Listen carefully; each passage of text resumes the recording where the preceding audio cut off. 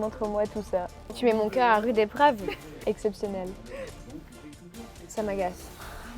Qu'est-ce que c'est que ce truc? La question c'est de savoir comment est-ce qu'on réagit collectivement, pas l'étape d'avant, est-ce qu'il s'agit d'un salut nazi ou non. Je m'appelle Julie Martinez, je suis avocate de formation, je dirige par ailleurs un think tank créé par Jacques Attali qui s'appelle France Positive.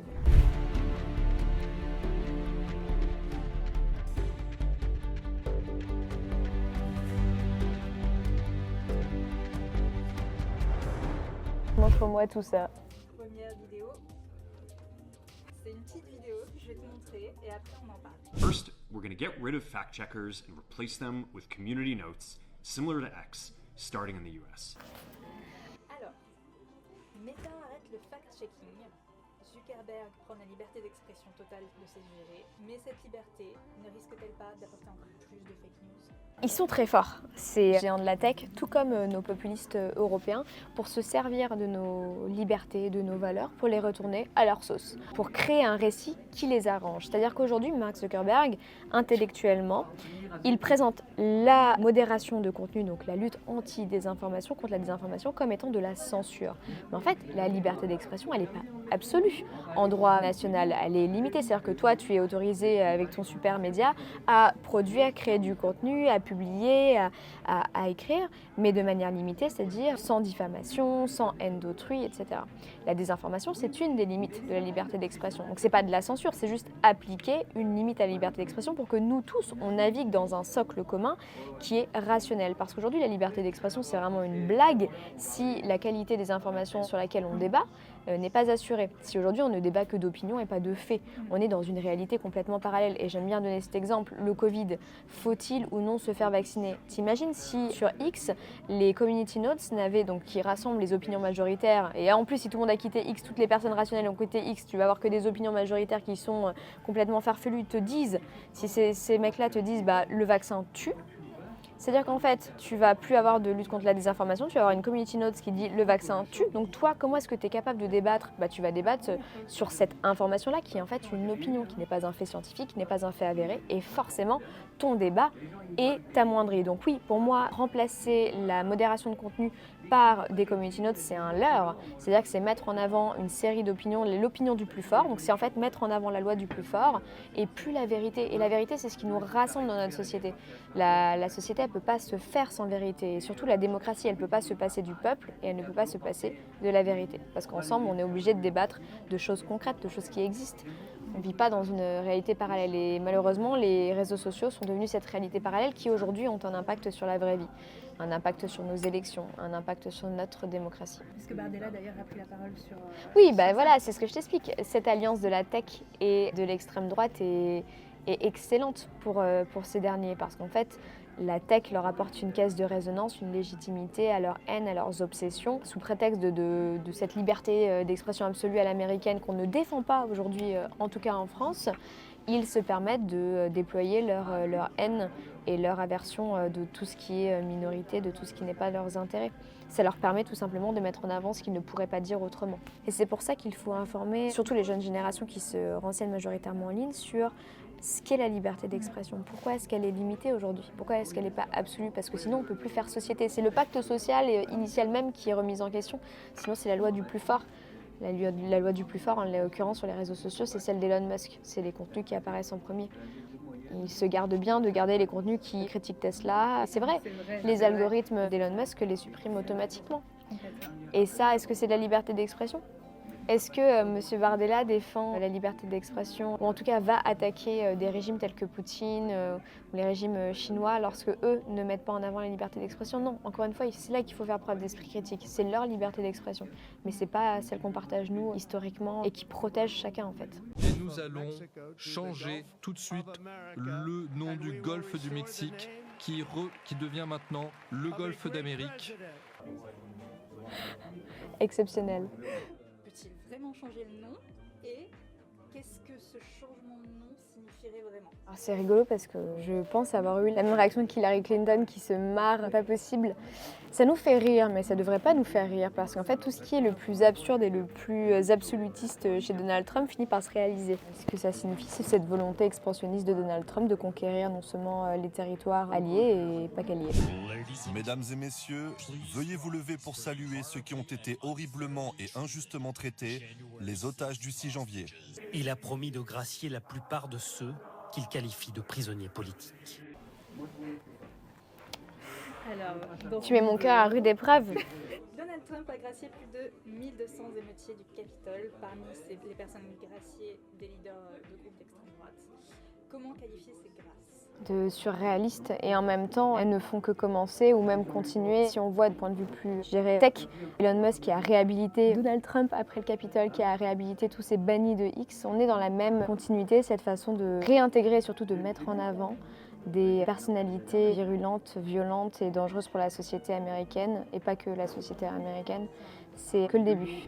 And I just want to say thank you for making it happen. Thank you.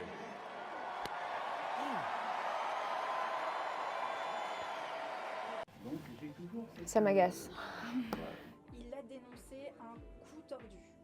Du coup, pour toi, c'est le nazi ou pas? Ce qui me dérange le plus en 2025, c'est qu'on se pose la question de savoir si Elon Musk y a des positions, une stratégie populiste, de savoir si ce geste est nazi ou pas. On a quand même l'homme le plus riche du monde qui a accès à un niveau d'information normalement suffisamment élevé pour comprendre ce qu'est un geste nazi. Il n'y a pas de doute en fait, il n'y a pas de doute, la question ne se pose pas et c'est là où c'est dangereux, c'est quand en fait aujourd'hui on joue sur l'ambiguïté d'un geste alors qu'on sait pertinemment qu'il s'agit d'un salut nazi. C'est ça le début du fascisme. La question c'est de savoir comment est-ce qu'on réagit collectivement, pas l'étape d'avant, est-ce qu'il s'agit d'un salut nazi ou non. Parce qu'il explique qu'il s'agissait en fait d'un geste du cœur, c'est ça un geste du cœur. Ou ça, c'est ce que font les jeunes. Ah, je suis vieille. Et d'aujourd'hui, ce sera la politique officielle du gouvernement américain qu'il n'y a que deux sexes, hommes et femmes. Donc, Trump décrète qu'il n'y a que de sexe aux USA. A-t-il le droit d'éliminer les programmes de diversité et qu'est-ce que cela signifie pour les personnes trans? Est-ce qu'il a le droit ou pas de supprimer des programmes de diversité qui ont été mis en avant, créés sous Biden? Oui. En revanche, ce que ça signifie pour les personnes trans, c'est effectivement un risque monumental pour la reconnaissance de leur identité. On est dans une politique populiste anti-woke. Voilà, c'est Donald Trump au pouvoir, mais c'est pas que Donald Trump au pouvoir, c'est toute cette oligarchie qui exècre ce qu'il juge être une politique woke anti-intérêt américain.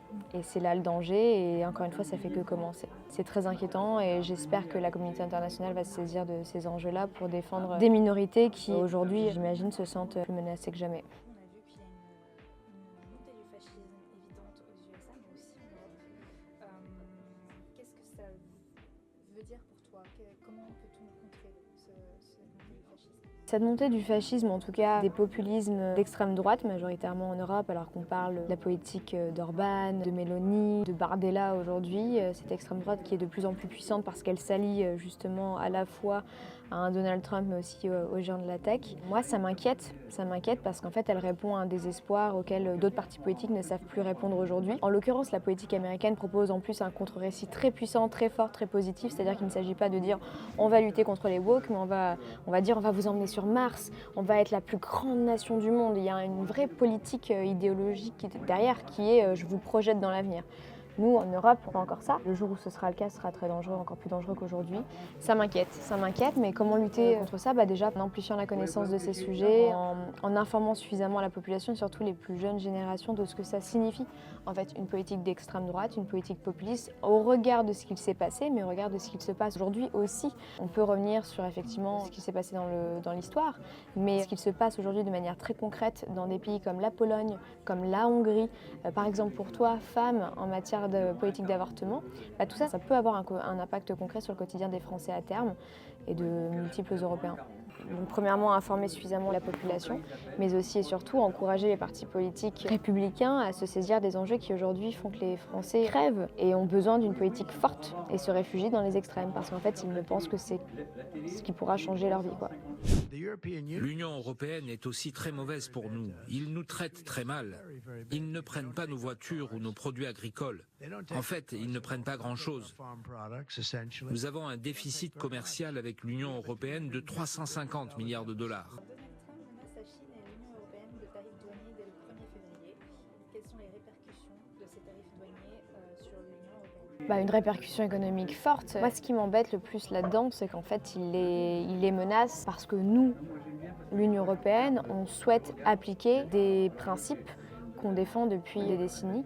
Si je prends un seul exemple, la désinformation en ligne, aujourd'hui, lorsque Mark Zuckerberg arrête ses programmes de modération de contenu, l'Union européenne, la Commission européenne, est normalement en mesure de sanctionner une telle politique si jamais elle se passe en Europe, parce qu'on a des outils pour ce faire, le Digital Services Act, etc. Lorsque la Commission européenne menace de telles sanctions si jamais ces politiques de modération viennent à cesser également en Europe, la réplique, elle n'est pas politique, elle n'est pas sur le même niveau, elle est économique. C'est-à-dire qu'en échange, effectivement, les États-Unis menacent de tarifs douaniers. Et c'est là où en fait on est bloqué, nous, entre notre passé, c'est-à-dire le fait que l'Union européenne n'a pas suffisamment investi dans notre innovation, dans notre industrie, dans notre recherche, de sorte qu'aujourd'hui on n'a pas d'alternative concrète tout de suite. Et finalement, notre futur, on n'arrive pas à se projeter non plus, on n'arrive pas à investir massivement dans ce qui pourra nous libérer du joug américain. Et c'est dramatique parce qu'on est dans un entre-deux qu'il faut pouvoir gérer aujourd'hui si on veut protéger aujourd'hui nos principes, nos libertés, des menaces extrémistes telles que celles de Donald Trump, mais pas que, aussi sur notre territoire européen.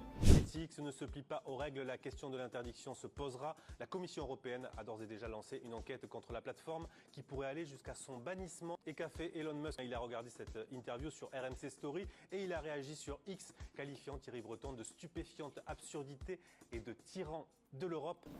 Plusieurs médias et figures politiques sont partis de X. Faut-il quitter X et pourquoi? En fait, le vrai problème, moi, avec le fait qu'on quitte tous X, c'est que cette communauté-là, cette haine-là en ligne, cette dérégulation, elle va se reconstituer par ailleurs. On peut prendre le cas de Meta.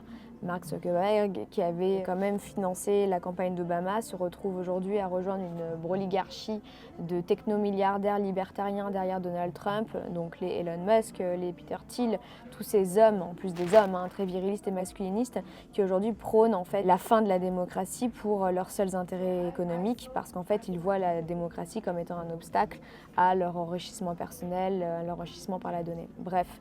Donc si on quitte X, dans ces cas-là, il faut être cohérent, il faut quitter aussi toutes les plateformes Meta. Mais pas que Meta, il faut également quitter TikTok pour d'autres raisons qui sont celles d'ingérence chinoise dans les affaires européennes. On prend le cas roumain récemment.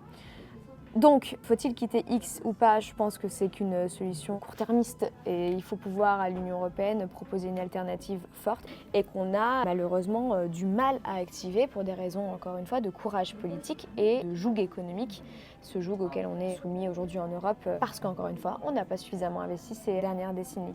Il faut reprendre notre destin collectif en main, il faut répondre à la force, pas la force. Et aujourd'hui, la seule force qu'on ait, c'est une force de sanction économique. Et il va falloir y aller, il faut montrer les bras. Le président vient d'annoncer un reconfinement national. Après TF1, on va être encore confiné à cause de la grippe. Là, c'est officiel, il y a un confinement le 5 février, c'est Macron qui l'a dit. Ce confinement commence vendredi, il va durer minimum 4 semaines. Qu'est-ce que c'est que ce truc? Un nouveau confinement annoncé sur les réseaux comme TikTok. Beaucoup d'utilisateurs parlent d'un nouveau confinement qui serait officiel. Donc, comment lutter contre la désinformation? Face à ça, qu'est-ce qu'on peut faire?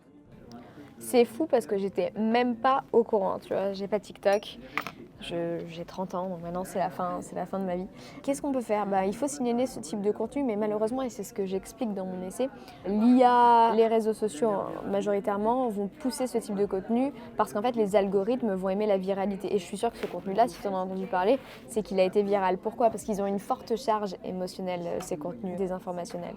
Une charge émotionnelle, c'est-à-dire qu'ils te choquent, ils te heurtent, ils te font peur. Là, tu vois ce contenu-là, tu te dis « Oh mon Dieu, comment vais-je faire ?» Et malheureusement, comment lutter contre ça? D'une part, en gardant un esprit critique, en allant chercher la source. Tu vois cette vidéo TikTok là, tu te renseignes directement en essayant de trouver une source officielle, que ce soit du gouvernement, d'un journal labellisé comme fiable, France Info, RTL, peu importe, je ne vais pas faire de pub aujourd'hui, mais quand même un vrai journal. Tu te renseignes et puis tu gardes l'œil ouvert et surtout tu retweets pas, ou tu repostes pas. Parce que le vrai souci de la désinformation, c'est qu'aujourd'hui, d'ailleurs, elle fonctionne que par titre, souvent avec cette charge émotionnelle-là, tu lis le titre et tu repostes. C'est comme ça que tu propages une désinformation, une fake news. La fake news, elle se propage 6 fois plus vite qu'une information avérée. 6 fois plus vite, t'imagines? Les gens maintenant pensent que les journalistes ne sont pas une source fiable, même les grands journaux qui sont censés être une source fiable. Qu'est-ce que tu peux répondre à ça? Les grands journaux font un travail formidable de fact-checking. C'est d'ailleurs normalement le travail du journaliste que de fact-checker une information avant de la publier. Mais ils ont renforcé ce fact-checking par des équipes qui sont quotidiennement sur le front pour vérifier une source, vérifier une information, savoir si elle est vraie ou si elle est fausse. Le vrai point derrière tout ça, c'est juste une défiance de la population envers l'information, envers l'autorité. Toutes ces institutions qui font preuve d'autorité aujourd'hui informationnelle sont décrédibilisées massivement parce qu'en fait, on a des faux experts qui se disent experts de tout sur les réseaux en majorité. Il faut pouvoir faire confiance aux journalistes lorsqu'ils viennent de journaux comme France Info, etc. Il faut pouvoir se référer à eux. Ils se font parfois piéger, c'est vrai. Quand tu repenses par exemple aux punaises de lit, c'est cette ingérence russe qui est maintenant avérée, a commencé majoritairement sur les réseaux par des campagnes d'ingérence sur X. Ça a été relayé massivement par des journalistes hors réseaux sociaux, c'est-à-dire sur papier, avant qu'on ne sache qu'il s'agissait d'une ingérence. Ils peuvent faire des erreurs comme tout le monde, mais il n'empêche que c'est leur métier et qu'il faut pouvoir se référer à une source fiable telle que celle-ci. Multiplier les sources aussi, aller voir, comprendre l'URL, comprendre les métatextes. Je donne quelques pistes dans mon essai. Il y a quand même pas mal de techniques. Et puis, je pense qu'à l'échelle nationale, il va falloir songer à un programme. Alors, ça peut paraître naïf, mais ça a fait ses preuves en Finlande, qui est limitrophe de la Russie et qui fait l'objet d'ingérences multiples. Il faut penser à un programme éducatif qui mêle esprit critique et lutte contre la désinformation, mais dans toutes les matières. D'un point de vue historique, savoir reconnaître un deepfake. D'un point de vue mathématique, comprendre comment fonctionne un algorithme. D'un point de vue d'étude de la langue, savoir comment est-ce qu'on use des mots pour tromper délibérément les gens. Tout ça, ça s'éduque, ça s'enseigne. On ne peut pas soi-même forcément l'apprendre. Et puis je pense que collectivement, il faut sortir d'une forme de fainéantise où en fait on scrolle à répétition sans forcément aller chercher nos sources. Et c'est là où c'est difficile, surtout quand on est enfermé dans des bulles de filtre qui nous abondent de contenu qu'on a précédemment aimé. Alors là, si tu as aimé une fake news, tu t'en sors difficilement. Dans ce reportage, la seule chose qu'on va retenir, c'est Anne est tombée amoureuse d'un faux Brad Pitt. Alors, Anne arnaquée par un faux Brad Pitt. Comment lutter contre les vidéos générées par IA et comment démêler le vrai du faux, parce qu'il y a énormément de rumeurs qui sont des fake news, comme quoi Anne serait en fait une actrice.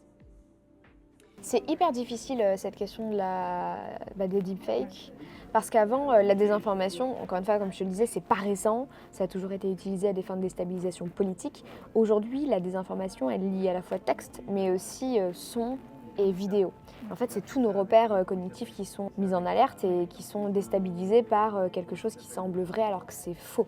Aujourd'hui, on a de la chance parce que les modèles d'IA ne sont pas assez performants pour répliquer convenablement, quand tu y prêtes un peu d'attention, le vrai mimétisme humain. Parce que tu vas avoir un problème de reflet dans un verre de lunettes, tu vas avoir un problème au niveau des doigts, tu vas finalement te rendre compte que le mec il est assis dans le vide et pas sur une chaise. Donc si tu y prêtes un minimum d'attention, tu peux comprendre qu'il s'agit d'un deepfake. Mais c'est parce qu'aujourd'hui le modèle d'IA il n'est pas encore suffisamment performant pour mimer exactement à l'identique la réalité. Ça va arriver dans 6 mois, 1 an, même pas. Lorsqu'on arrivera à ce mimétisme total, comment est-ce que collectivement on fait pour partager encore une fois une information qui est commune et qui n'est pas erronée. Et ça, c'est très grave si on n'implique pas ces géants de la tech-là dans des outils qui permettent de débunker ces deepfakes-là. C'est-à-dire que lorsqu'on crée un algorithme, il faut pouvoir le renverser et le rendre renversable en visu. Par exemple, obliger, je ne sais pas, un modèle à mettre que ça a été fabriqué par de l'IA. Il faut pouvoir alerter la population sur ces deepfakes-là. Donc ça fait l'objet de lois européennes aujourd'hui. Les AI Act, c'est exactement ce qui va être demandé, mais tu peux très facilement rogner une vidéo et manquer cela. C'est difficile. Typiquement, un deepfake, ça peut voter pour un autre candidat alors que tu aurais voté pour un autre. Si on prend le cas de Michal Simeka en Slovaquie, il a fait l'objet d'un deepfake, d'un audio, il y a une majorité de la population qui a voté pour l'autre candidat in fine 2 jours avant. C'est un vrai impact démocratique et là j'ai pas la clé si ce n'est d'impliquer les acteurs de la tech eux-mêmes à une IA responsable. Et juste sur ce point, ce que je retiens également, et au-delà de l'IA, c'est qu'on enterre encore plus une victime qui est déjà bien à terre. Et ça, c'est terrible. Ça, c'est le reflet de la haine en ligne. C'est-à-dire qu'une personne qui se fait arnaquer dans la vraie vie, est-ce qu'on serait aussi dur avec elle? Non. Vous pouvez me retrouver sur les réseaux sociaux, donc sur Instagram, sur Julie Martinez T, sur X, même si je n'y suis plus beaucoup, et sur LinkedIn. À très vite.